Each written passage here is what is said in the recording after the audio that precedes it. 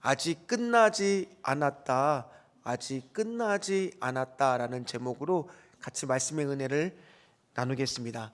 지난달 한국 리서치 조사에서 2024년도 종교 인식 조사에서 종교 활동이 내 신앙생활에 중요하다라고 생각하는 것을 조사했더니만 불교 3대 종교가 있죠. 불교는 한 3명 중에 1명, 그러니까 33% 정도만 중요하다라고 대답을 했습니다. 그리고 천주교는 51%, 그러니까 2명 중에 1명이 내 삶에 있어서 종교 활동이 중요하다. 당연히 1등이 어디겠어요? 개신교인들이었습니다. 개신교회는 무려 81%, 그러니까 상당수가 많은 사람들이 종교 활동이 내 생활에 막대한 영향력을 미치고 중요하다. 그리고 매주 우리 귀한 성도님처럼 나오시는 분들은 무려 96%, 그러니까 대부분이 다 신앙생활을 하시는 분들은 신앙생활이 내 삶에 막대한 영향력을 미치고 있다라고 대답을 했다는 거예요. 그런데 또 다른 한편의 조사가 제 마음을 굉장히 좀 힘들게 했습니다. 어떤 거냐면 비종교인, 그러니까 신앙을 전혀 아무런 종교 활동을 하지 않는 사람들을 대상으로 종교에 대한 호감도를 조사했습니다. 그랬더니 이제 1, 2등은 거의 비슷하게 나왔습니다. 약 50% 가까이 천주교와 불교가 가져갔는데 이 개신교인은 몇 프로인지 아세요? 겨우 반의 반인 14%라는 거예요. 이 통계가 굉장히 충격으로 다가왔습니다. 심지어 호감도 조사에서 우리는 3등이 아니라 4등을 한 거예요. 3등은 원불교입니다. 그러니까 이 조사가 너무나 충격적인 거예요. 왜냐? 아니, 저 같은 경우에도 우리 자녀들이 어디 가서 영화의 그 유명한 대사처럼 네 아버지 뭐 하시노? 라고 물어보면 우리 아버지가 목사입니다라는 대답을 선뜻 우리 자녀들도 어쩌면 앞으로 하기 어려운 시대가 점점 오고 있다는 겁니다. 언제부터인가 이 개신교인이 영향력이 이렇게 약해졌는지 이 모를 정도로 지금 많이 약해져 있다는 거예요. 지금은 영향력의 시대입니다. 아시다시피 이 막대한 영향력을 미치는 사람들은 이 조회수나 구독자 수가 높은 사람들, 이런 사람들을 인플루언서라고 부릅니다. 그런 사람들한테 기업들은 막대한 돈을 주면서 자신의 제품들을 광고해 달라고 부탁을 합니다. 그리고 이제 연예인들도요, 과거처럼 그냥 인기만 얻고 그냥 끝나는 게 아니라 그 연예인들을 좋아하는, 예를 들어서 임영웅 좋아하시죠? 그들의 팬덤이 영웅시대라고 하는 팬클럽, 또는 BTS 좋아하세요? 들어보셨죠? 다른 세상에 살고 있군요, 다들. 예. 아미라고 하는 그런 팬덤 문화들은요, 어떻게 하냐, 그냥 단순히 연예인들만 좋아하지 않아요. 어디에서 콘서트를 하면 다 쓰레기를 줍고 유기견 봉사를 자발적으로 하고 약자들을 돕는 일에 앞장을 서는 것들을 기사에서 볼 수가 있습니다. 이처럼 지금 막대한 영향력을 그렇게 끼치고 있는데 과연 우리 교회는 지금 다음 세대들한테 어떤 영향력을 주고 있는가 한번 생각해 봐야 된다는 겁니다. 모르긴 몰라도 사도 바울은 그 당시에 최소한 오늘 말씀해 보면 막대한 영향력을 그 가운데 주고 있었습니다. 지난주에 우리가 살펴봤듯이 그 배 안에 276명이 타고 있는데 폭풍우를 만났습니다. 폭풍우를 만났는데 지금 무려 2주 동안이나 그 폭풍우가 계속되고 있는데 사도 바울이 뭐라고 말했느냐? 어젯밤에 주의 사자가 나에게 말씀했는데 우리는 다 로마로 가게 될 거라고 말씀해 줬다는 확답을 받았다는 거예요. 사람들이 처음에 그 말을 다 믿지는 않았을 겁니다. 그러나 시간이 갈수록 점점 사도 바울의 영향력이 퍼져서 그의 말을 신뢰하게 되겠고, 심지어 이제 곧 육지로 다가오기 전에 지난주에 음식을 나누어 먹으면서 놀라운 장면이 있었죠. 하나님께 축사하고 감사 기도를 하고 그 음식을 나누어 먹었다라는 거예요. 그리고 나서 그 음식을 먹은 사람들이 힘을 낼 수가 있었잖아요. 그런데 배가 무태 걸려서 암초에 걸렸는지 지금 물이 들어오고 있는데 다 헤엄쳐야 가는데, 그때 만약 음식을 먹지 않았더라면 많은 사람이 죽었을 겁니다. 근데 음식을 먹고 다 기운을 내어 단 한 명도 상함이 없이 다 육지에 올랐는데, 그곳이 어디냐? 오늘 1절 말씀입니다. 28장 1절 말씀에 보니까 그곳이 어디라고 나옵니까? 우리 같이 읽도록 하겠습니다. 우리가 구조된 후에 안즉 그 섬은 멜리데라 하더라. 아멘. 멜리데라고 하는 섬이지만은 지금은 그것이 몰타라고 하는 섬입니다. 지도를 잠깐 보면은 아시겠지만은, 아니 14일 동안이나 어디로 가는지도 모르고 풍랑을 만나서 조류에 따라 풍랑에 따라 이리저리 헤매고 있었어요. 근데 하필이면 도착한 곳이 오늘 보니까 어디예요? 로마로 가야 되는 가까운 이탈리아 반도의 바로 아래에 있는 섬에 도착하더라는 거예요. 이게 우연일까요? 이게 우연일까요? 저는 아니라고 생각이 됩니다. 오늘 아무리 우리 인생 가운데 풍랑을 만나는 것 같아도, 인생 가운데 어디로 가는지 몰라 방황하는 것 같아도, 내가 계획이 어그러지고 뜻하지 않은 곳으로 가는 것 같아도, 결국에 내가 오늘 주님의 뜻이 있는 곳에 가고자 하면 보이지 않는 주의 손이, 뭐라고요? 보이지 않는 주님의 손길이 결국에 나를 그쪽으로 다 뭐하고 계신다라는 거예요? 인도하고 계신다라는 거예요. 우리는 그 말씀을 믿는 거잖아요. 로마서 8장 28절 말씀처럼 우리가 하나님을 사랑하는 자고 그 뜻대로 부르심을 받은 자에게는 합력하여 뭐를 이루어요? 선을 이룬다라는 그 말씀을 믿는 믿음으로 사는 거잖아요. 따라서 어떠한 상황에 있든지 주님이 나를 뭐하고 계신다? 인도하고 계신다. 그 사실을 우리는 믿어야 될 줄 믿습니다. 그렇게 276명은요 한 명도 상함이 없이 섬에 잘 도착을 합니다. 근데 온몸은 당연히 어떻게 되었어요? 젖어 있으니까 이제 따뜻한 물을 쬐면서 말려야 되겠죠. 그리고 나서 이제 나뭇가지들을 모으기 시작하는데, 아니 바울도 신부는 재수니까 가만히 있을 수가 있겠습니까? 이 나뭇가지를 주워다가 이제 불에다가 딱 넣으려고 하는데, 갑자기 그 나뭇가지 안에서 뭐가 있었느냐? 뱀이 있었던 거예요. 그 뱀이 뜨거우니까 깜짝 놀라 나와서 누구를 물었겠어요? 바울의 손을 꽉 물어버린 거예요. 바울이 이렇게 들리니까 뭐가 덜렁덜렁거려요? 뱀이. 오늘 저한테 많이 서운하신 게 많으시죠? 죄송해요. 뭐가 덜렁거리겠어요? 뱀이 덜렁거리는 겁니다. 원주민이 그걸 보자마자, 야, 저거는 지금 보니까 그들은 그 섬에 오래 살았으니까 딱 보고 아는 거예요. 독사다. 이제 바울은 어떨 수밖에 없어요? 죽을 수밖에 없다.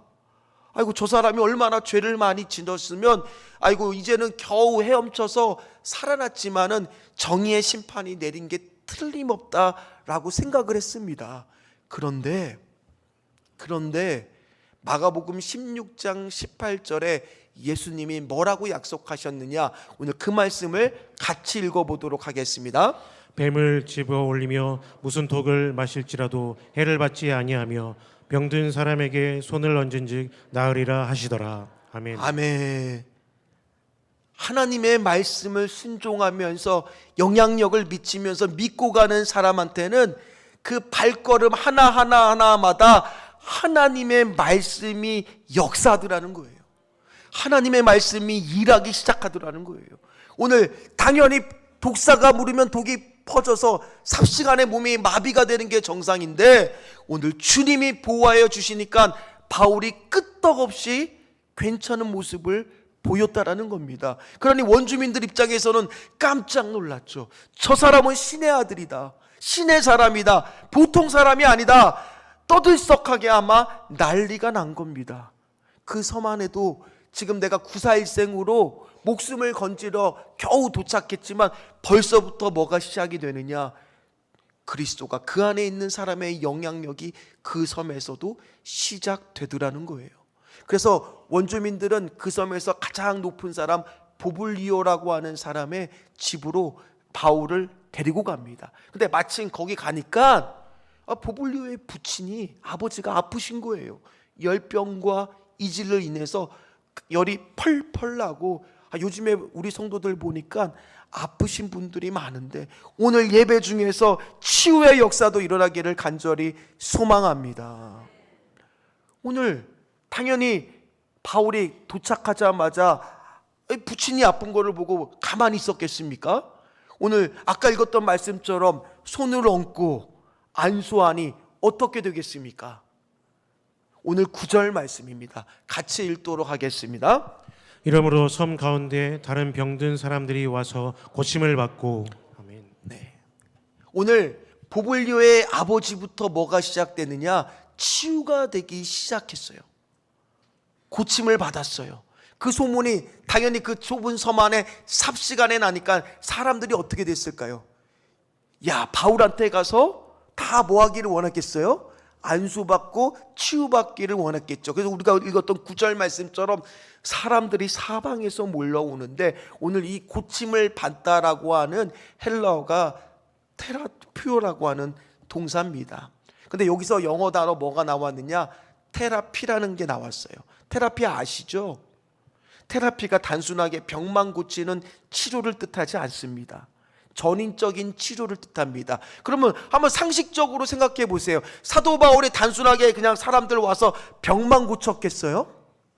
그랬겠어요? 아니겠죠. 당연히 그 원주민들에게도 뭐를 전해줬겠습니까? 복음을 전해줬겠죠. 그러니 그들이 병만 고친 것이 아니라 어떻게 됩니까? 예수를 믿는 사람이 모르긴 몰라도 성경에 다 나타나진 않지만 그 가운데도 있었을 겁니다. 오늘 그런 일들이 3개월 동안 머무는 동안 일어나니까 오늘 이제 마침 알렉산드리아로 나타나는 배를 타고 갈 때, 이제 떠나게 될 때 원주민 사람들이 다 바울을 보고 어떻게 했을까? 너무너무 고맙다라고, 이거 다 갖다 쓰라고 하면서 물자를 주는데 그 물자의 양이 또 어마어마하게 다 공급을 받았다고 오늘 성경은 쓰여져 있더라는 겁니다. 이것처럼 예수 그리스도가 내 안에 살아계신 분은, 살아있다라고 생각하시는 분 다 이 가운데 있으시죠? 내 안에 예수 그리스도가 살아계심을 믿습니까? 그러면 영향력이 없다는 게 이상하더라는 거예요. 예수 그리스도가 내 안에 살아계시는데 내가 가는 곳마다 선한 영향력이 없다는 것이 오히려 이상하다는 거예요. 예수님이 내 안에 계시면 내 안에서 일하고 계시는데, 내 안에서 살아서 역사하고 계시는데, 내가 가고 있는 그 직장이 어떻게 나 때문에 영향력이 없을 수가 있으며, 나를 보내신 그 배우자를 만나 결혼한 그 가정에서 어떻게 선한 영향력이 없을 수가 있단 말입니까? 분명히 하나님은 나를 그곳에 보내신 이유가 있다라는 거예요. 나는 그냥 폭풍을 만나서 내 생각과 내 계획이 아니라 그냥 간 것 같지만은 우리는 기억해야 되고 깨달아야 될 첫 번째 사실은 바로 뭐냐? 나는 그곳으로 그냥 끌려간 것이 아니라 예수 그리스도로부터 보내심을 받은 사람이라는 거예요. 내가 있는 그곳 가정, 내가 있는 그곳 군대, 내가 있는 그곳 직장, 내가 있는 그곳 학교, 그것뿐만 아니라 내가 있는 그 지역사회 모두가 나는 어떤 사람이라고요? 예수 그리스도로 인해 보내심을 받은 사람이라는 거예요. 여기 계신 분들은 다 그런 사람 되시기를 주의 이름으로 축원합니다. 그러니 내가 가는 곳들마다 소망이 생기는 것이고, 내가 가는 곳마다 희망이 생기는 것이고, 내가 가는 곳마다 생명이 살아나는 일들이 생기는 것이고, 내가 가는 곳마다 영혼이 치유되는 일이 일어나는 것이고, 하다못해 나 때문에 예수 그리스도를 믿어야 되나 갈팡질팡하면서 불편함을 느끼든지, 아니면 나는 예수를 믿지 않겠다라고 핍박을 하든지, 무슨 일이 있어도 일어나는 것이 정상이라는 거예요. 사랑하는 성도 여러분들은 어떻습니까? 지금 머문 그곳에서 어떠한 영향력을 보이고 있습니까? 바울은요, 배를 타고 보디올이라고 하는 항구에 도착합니다. 이제 거기서부터는 육로로 로마를 향해 가게 됩니다. 그런데 가는 곳들마다 이 바울을 만나기 위해서 그리스도인들이 찾아오는 겁니다. 그런데 바울의 신분이 뭐라고요? 제수잖아요. 그러면 호송하고 있는 책임자는 그 만나러 온 사람들을 당연히 내어 쫓아도 아무 상관이 없습니다. 아니 어디 감히 제수를 지금 만나러 오냐고, 저리 가라고 말할 수 있는데, 이 율리오라고 하는 사람은 이미 누구의 영향력을 받아버렸어요? 바울의 영향력을 받아버린 거예요. 그래서 오는 사람들을 다 만나게 해주고 머물게 해주고 대접하게끔 해주고 편의를 다 봐주는 겁니다. 심지어 제수의 신분인 바울을 만나서 용기를 주려고 찾아온 사람들이 오늘 성경에 보면 떠나러 갈 때 내가 오히려 용기를 받았다고, 담대함을 얻게 됐다라고 오히려 영향력을 받은 모습을 우리는 성경을 통해서 알 수가 있습니다. 어떻게 이런 일들이 가능할까요? 우리는 도전받지 않을 수가 없습니다. 한번 생각해 보세요. 지금 사도 바울이 로마로 가는 길이 즐거운 길입니까? 행복한 길입니까? 거기 가면은 뭐가 기다리고 있어요? 재판이 기다리고 있어요. 재판 결과에 따라서 내 미래가 지금 불확실한 상태입니다. 어떻게 될지 모르는 상태입니다. 그럼에도 불구하고 그는 지금 그런 상황에 아랑곳하지 않고 막대한 영향력을 가는 곳들마다 주면서 가고 있더라는 거예요. 바울은 지금 내가 가는 길이 재수의 길이고 고난의 길이라고 생각하지 않았다라는 겁니다. 왜냐?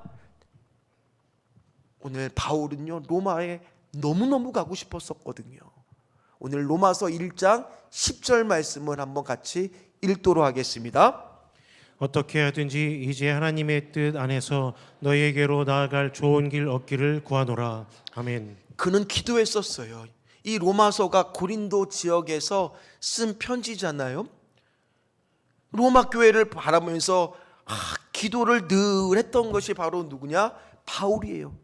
나는 언젠가는 꼭 로마에 간다. 그래서 너희 로마 교인들을 만나기를 소망한다. 그러면 하나님이 나를 그곳으로 인도할 때 어떻게 인도하기를 간절히 기도했어요? 좋은 길로 인도해 주시기를. 하나님 분명히 나를 좋은 길로 인도해 주실 거야 라는 기대감을 가지고 기도하지 않았겠습니까? 그런데 오늘 로마서 15장 22절 말씀을 보면 가려고 계획했던 모든 것들이 여러 번 막혔다라는 말이 나와요. 뜻대로 되지 않았습니다. 그리고 오늘 심지어 그는 개선장군처럼 지금 가는 것이 아니라 무슨 신분으로 가고 있어요? 제수의 신분으로 그곳을 가고 있는데, 그게 과연 좋은 길입니까? 그게 과연 좋은 길입니까? 하나님 앞에 따지고 물어볼 수가 있잖아요. 이게 과연 기도의 응답입니까? 물어볼 수가 있잖아요. 우리도 살다 보면은 궁금할 때가 있습니다. 하나님, 분명히 내가 기도한 것은 이건데 과연 이렇게 가는 것이 예수님이 정말 인도한 겁니까? 이게 과연 주님이 말한 그 좋은 길입니까? 그런 마음을 가질 수가 있잖아요. 요셉은 어떻습니까? 우리가 다 아는 요셉은 분명히 꿈을 꿨을 때는 위대한 것들로 내가 사용될 거라는 꿈을 꿨는데, 현실을 보니까 형들이 나를 배신하여 애굽으로 팔려갑니다. 그럼 애굽으로 팔려가면서 하나님 나에게 꿈꾸게 했던 것이 고작 이겁니까? 라고 얼마든지 하나님 앞에 항변하며 따질 수가 있습니다. 하늘을 향해 삿대질을 할 수가 있습니다. 그러나 오늘 요셉의 영향력은 그를 노예로 산 보디발에게 어떤 고백을 하게 하느냐? 오늘 창세기 39장 3절 말씀을 같이 읽도록 하겠습니다. 그의 주인이 여호와께서 그와 함께 하심을 보며 또 여호와께서 그의 범사에 형통하게 하심을 보았더라. 아멘. 이게 우리의 영향력이 되어야죠.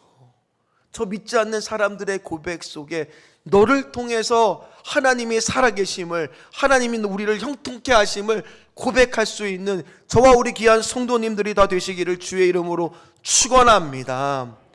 그럼에도 불구하고 우리는 왜 이렇게 영향력이 없을까요? 마가복음 9장에 이런 내용이 나오더라고요. 예수님께서 변화산에 올라가서 있을 때 밑에 있는 남아있던 제자들에게는 한 아버지가 다급하게 찾아옵니다.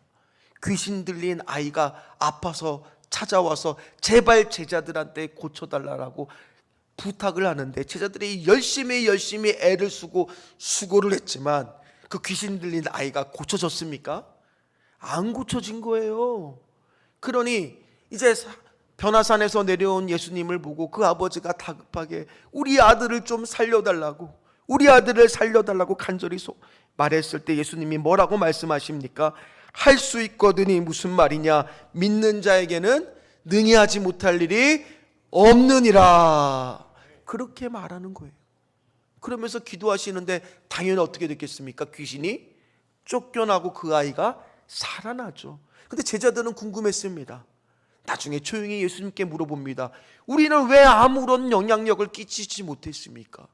우리는 왜 이렇게 열심히 노력하고 애를 썼는데 왜 아무런 영향력이 없습니까? 라고 물어봤더니 예수님이 뭐라고 말씀하십니까? 마가복음 9장 29절 말씀을 같이 읽겠습니다. 이르시되 기도 외에 다른 것으로 이런 종류가 나타날 수 없느니라 하시니라. 아멘. 오늘 말씀해 보니까 왜 우리에게 영향력이 없다라고 말씀하고 계세요? 기도하지 않으니까.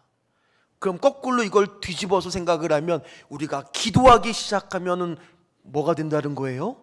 영향력이 나타나기 시작하더라는 거예요.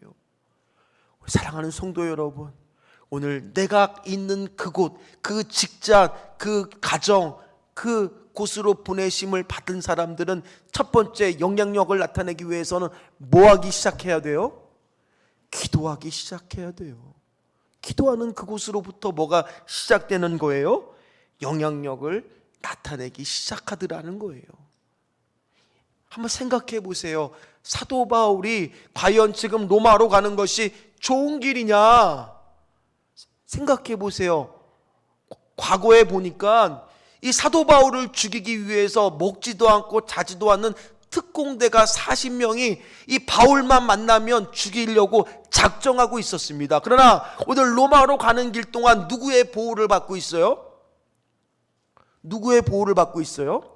로마 군인들이 다 지켜주고 있습니다. 그리고 자기가 직접 로마로 가려면 백삿을 비롯해서 수많은 여행 경비가 들겠지만 지금 돈이 들어요? 돈이 들지 않고 비록 죄수의 신분으로 가지만 따지고 보고 생각해 보면 어쩌면 그거는 지금 무슨 길일 수도 있다? 그가 기도한 좋은 길이 될 수도 있더라는 거예요. 우리가 해석이 달라지고 시각이 바뀌면 그 길이 좋은 길일 수도 있더라는 거예요. 얼마 전에 한 성도를 만났습니다. 자세히 얼굴을 보니까 이 눈밑이 부어 계시더라고요. 그래서 제가 물어봤습니다. 아니 어떻게 된 거냐고. 알고 보니까 얼마 전에 넘어지셨다라는 거예요. 연세가 좀 있으신데 이 길바닥에서 갑자기 넘어지셨는데 이 안경을 끼셨는데 안경이 산산조각이 났다는 거예요. 다 부서졌다는 거예요. 그럼 우리 같으면은 뭐라고 말할 수 있겠습니까? 아니 내가 교회를 가는 길에 넘어져서 안경은 부서지고 얼굴이 부으면은 하나님 이거 너무한 거 아닙니까? 라고 말할 수 있잖아요. 그런데 그 성도님이 뭐라고 말하느냐? 야 그래도 넘어졌는데 하나님이 붙들어 주셔서 눈 밑에 요렇게만 부었고 얼굴은 하나도 안 다쳤다고. 하나님이 붙들어 주신 거라고. 그렇게 고백하더라는 거예요. 오늘 한번 생각해 보세요. 정말 지금 사도 바울이 좋은 길로 가고 있는 거 맞습니까? 아직도 의심이 되실 겁니다. 어쨌든 사도 바울은 드디어 로마에 도착을 합니다. 그리고 바로 재판을 받는 것이 아니라 오늘 성경 말씀에 보면 2년 동안 가택연금식으로 오늘 감옥에 가지 않고 거기에 기거하게 됩니다. 그런데 시위대라고 하는 로마의 군인들이 직접 나와서 사도 바울을 감시를 합니다. 그 과정이 물론 자유함은 없지만 그래도 거기 안에서 2년 동안 사도 바울은 가만히 있었을까요? 사도 바울은 아무런 영향력이 없이 내가 지금 감옥에 갇힌 거와 똑같으니까 아무런 것도 영향력 없이 그냥 살았을까요?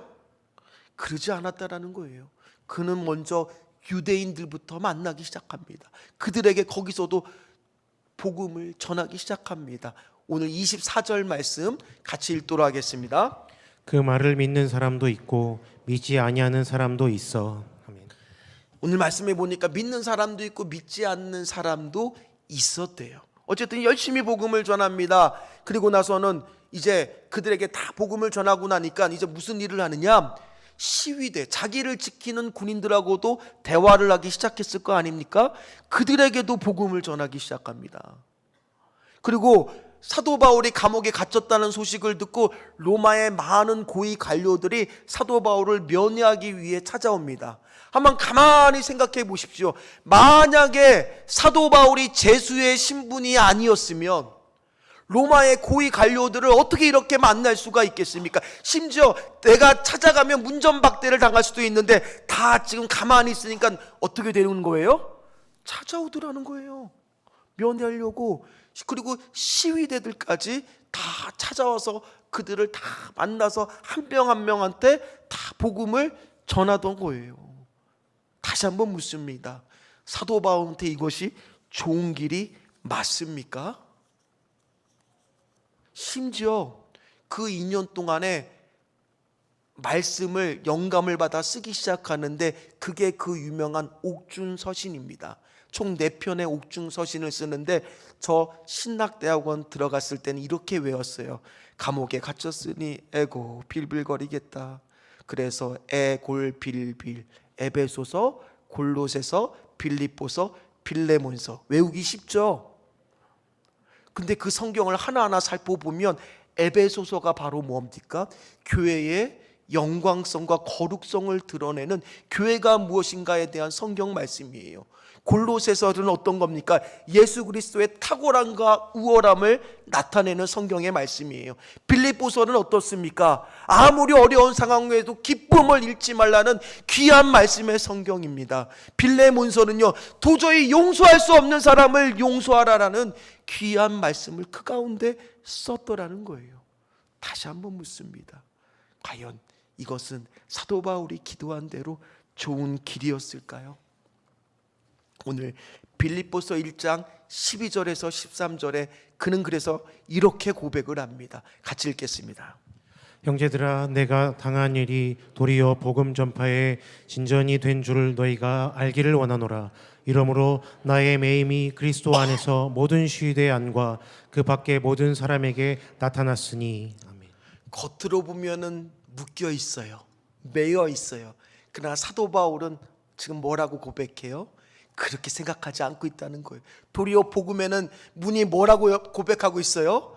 활짝 열렸으니.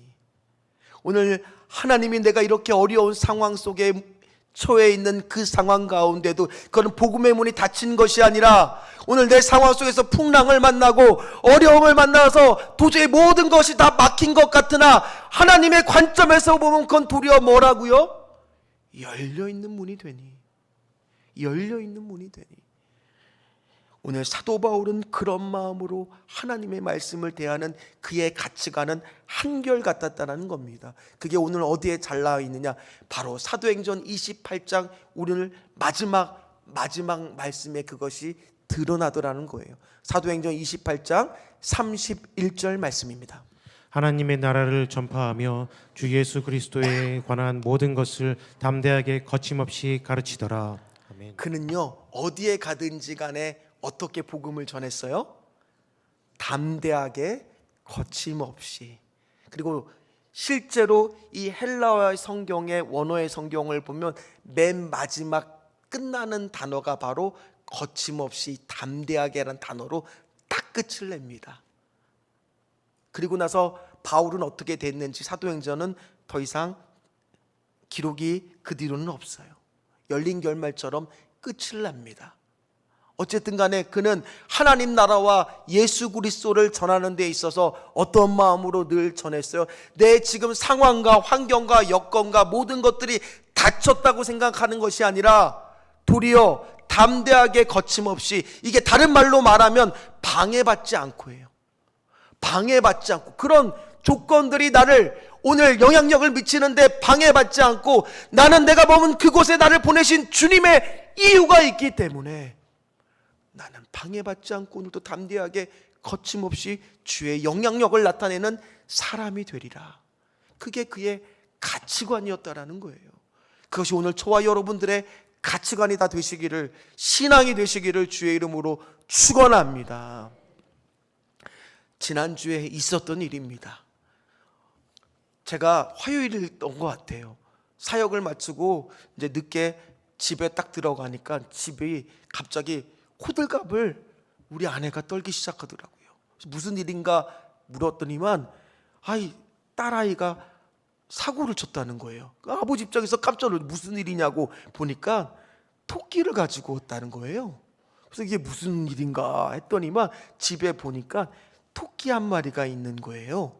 그래서 이걸 어떻게 된 거냐 했더니만 토끼를 사온 것 같다고. 그러면서 우리 딸은 그 다음날 수련회라서 목요일부터 수련회를 떠나버렸어요. 갑자기 우리 세 명이 토끼를 보면서 이제 이거 어떡하나 그러면서 뭘 먹나 해갖고 귤 껍질을 주니까 이것도 잘 먹더라고요. 그래서 먹이고 이렇게 털을 이렇게 싹 만지는데 이거 털이 되게 부드러운 거예요. 그리고 이 잠깐 이렇게 방심한 틈에 침대에 올라가서 뭐를 했을까요? 쉬를 하고 똥을 그냥 한참 모야지 쌓아놨더라고요. 그걸 치우는데 그래도 그 토끼를 또 보고 싶어서 저도 가끔 자주 이렇게 방으로 가서 쳐다보게 되더라고요. 또 평상시에 동물에 관심이 없던 아들도 자주 가서 이렇게 보는 거예요. 이제 그렇게 막 하고 있는데 갑자기 금요일 날 아침 8시도 안 됐는데 초인종이 울리는 겁니다. 그래서 제가 누구세요? 그랬더니만 옆집 사람이라는 거예요. 그래서 문을 열어주니까 웬 초등학교 한 2, 3학년 되는 여자아이하고 웬 아주머니 한 분이 계시더라고요. 그러면서 무슨 일이냐고 물어보니까 토끼를 찾으러 왔대요. 왜? 토끼를 찾으러 왔다고요? 물어보니까 자기 집에서 토끼를 키우는데 토끼가 없어졌는데 갈 데가 이 집밖에 없다는 거예요. 그래서 저는 분명히 우리 아내가 토끼를 사왔다고 하니까 또 다른 토끼가 있다? 그래서 집안을 온통 다 뒤졌는데 없는 거예요. 그래서 이상하다 무슨 일인가 물어봤더니만 갈색 토끼라는 거예요. 그래서 걔도 갈색인데? 보여주니까 그 토끼인 거예요. 얼른 안고 가버리더라고요. 갑자기 우리 안에 엄청난 허무감과 공허감이 들었습니다. 잠시나마 그 토끼 때문에 얼마나 행복했고 얼마나 기뻤는지 몰라요.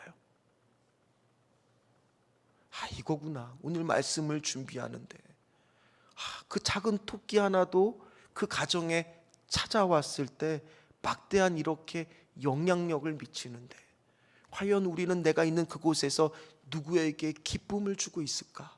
누구에게 생명을 살리는 일을 하고 있을까? 누구를 위로하고 치유하고 있을까? 어떤 영향력을 미치고 있을까? 상상이 안 되잖아요. 우리 집은 13층인데 토끼가 어떻게 왔을까? 알고 보니까 베란다에 구멍을 통해서 기어 들어와서 어떻게 떨어지지 않고 들어온 거예요. 그 딸아이는 갑자기 토끼가 생겼다는데 아무도 그 말을 믿어주지 않았죠. 회개했습니다. 어쨌든 간에 그렇구나. 내가 있는 그곳에서 나도 이렇게 영향력을 미치는 삶을 우리는 살기를 소망해야 돼요. 꿈꿔야 돼요. 하나님 그렇습니다. 내가 그곳으로 간 것은 그냥 간 것이 아닙니다. 예수님이 나를 보내심을 간, 예수가 인도하여 간 그곳입니다. 그런 마음을 품기 시작했을 때 이제 우리는 뭐 하기 시작해야 돼요? 기도하기 시작해야 돼요.